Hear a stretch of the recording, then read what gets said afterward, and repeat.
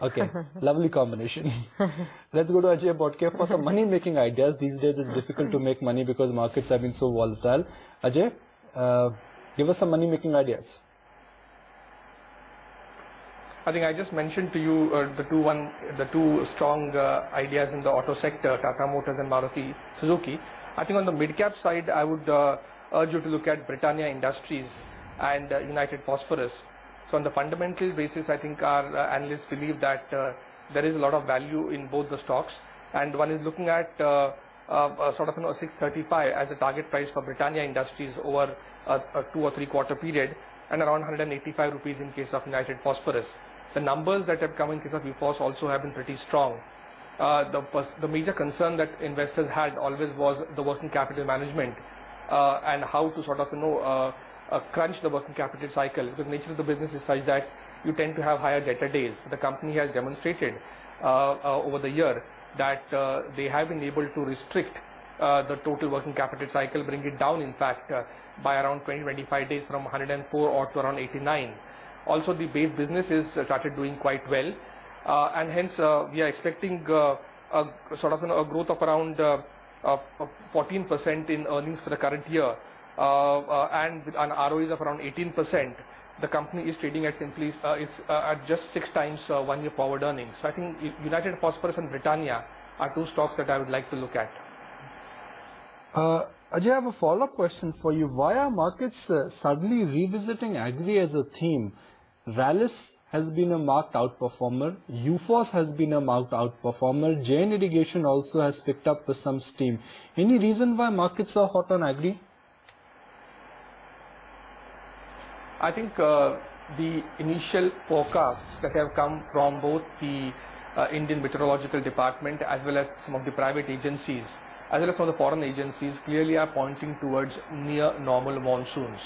Although one's got to wait till June and find out about the forecast on the spatial and temporal distribution.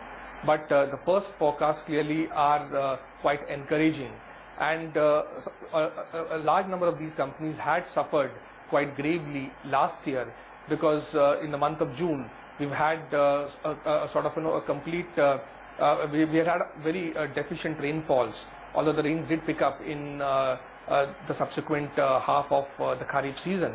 So I think in the build-up to the monsoons, the forecast of near normal monsoons, a large number of these companies are seeing renewed interest from investors. Fair enough. What do you do with the commodity stocks right now? You know, the likes of Hindalco or Tata Steel on the index by itself, the cyclical names. Yeah, I think our metals analyst still continues to remain quite worried on the commodities, essentially the metal stock.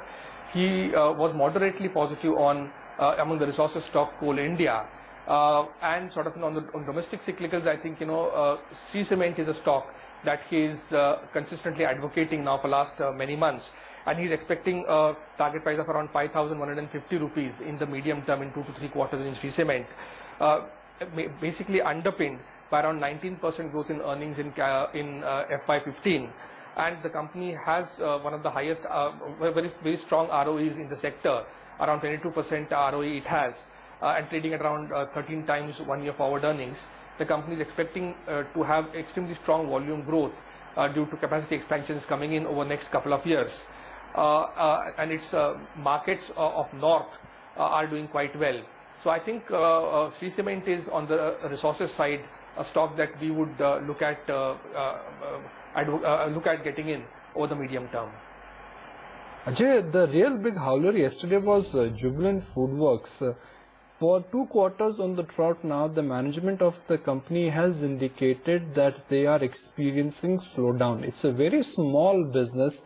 They don't even clock a turnover of $1 billion on an annual basis. But on a small base, also, the slowdown is very visible. How do you see Jubilant Foodworks now moving in the near term? Because 2 years ago, everyone thought that Jubilant Foodworks could go only one way, which is up. Yeah, I think I won't be able to comment specifically on the stock because I don't readily sort of track the stock. However, I think picking up the thread from whatever you said, the consumption sector as a whole, there are concerns among section of the market that after the private domestic consumption, in fact, which has grown at a robust 8% from FY08 to FY12, the CSO estimates that this year in FY13 it has slowed down to nearly 4.5%. But on the ground, if you look at the numbers of the companies, it's quite a mixed bag, because you have companies like Hindustan Unilever or Dabur, which have shown very strong volume growth of 6% and 12% respectively.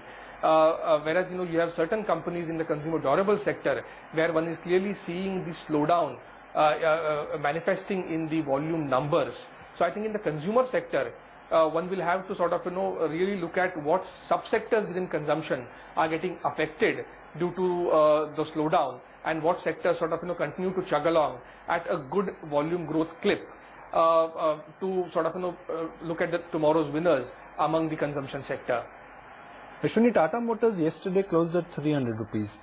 In the overall scheme of things, is that important? Is that crucial? See, that's a bit of a global stock, and overall it's in this range of 260 to 300. So if it can sustain 300, then we have this space right up to 325, 330. But in case the market is going to turn from here, then it gets back to that 260, 300 zone. But a good buying opportunity on Tata Motors is around 260, 270. Right. Sandeep, what would be your call on the cement stocks this morning? Ultratech was active in the session, Ambuja and ACC. Well, we have been bullish on the cement space for the last couple of days, and Ultratech has been our pick at a level of 1960, 1950. And I would talk of a target of 2080 to 2100 on Ultratech. That would be our best pick in this space, and I see more momentum upside momentum in this stock. Not to say that ACC and Ambuja are weak, they would also follow, but I think this would be an outperformer. Ajay, where would you use the current strength to your advantage to take some chips off the table? Of late it's been a rising tide and just about everything has appreciated. Quality has gone up, but along with quality, some weak stocks also have gone up. I think I would continue sort of to wait to now sort of on slightly defensive names, because as we discussed right at the beginning of the program, a very sharp 9% rally over the last 30 to 45 days. The fact that the market is today trading at 4.4% premium to 1 year forward earnings. I think the last 10 years Nifty's average is 13.5 times 1 year forward earnings. Today we are trading at 14.1 times May 14 earnings, or 14.4 times March 14 earnings. So we are clearly looking at, from 1 year perspective, a 4.4% premium at which we are trading. The second valuation multiple I look at, Nikunj's MSCI India versus MSCI Japan, MSCI Asia ex Japan, and vis-a-vis 21% premium that on an average we trade over last 10 years. Today we are at 27% premium. So the valuations clearly for the market as a whole warrant us to be slightly cautious. Although I do take the point that the interest rates are on the downside. Although RBI has clearly said that don't expect too much of aggressive cut in interest rates going forward. Inflation is trending down at the WPI level at least, and there is expectation that with the government's efforts to revive investments, I think the economy looks like bottoming out. However, I clearly feel it will be a U-shaped recovery, and with the sharp up move that one has seen, one needs to now continue to focus on fundamentally strong stocks with high ROEs, good earnings growth and good cash hoard that they have. So one still needs to be slightly worried, cautiously worried, especially because of the valuations have moved up very sharply. Fair enough. Ajay, stay on with us. Let's get into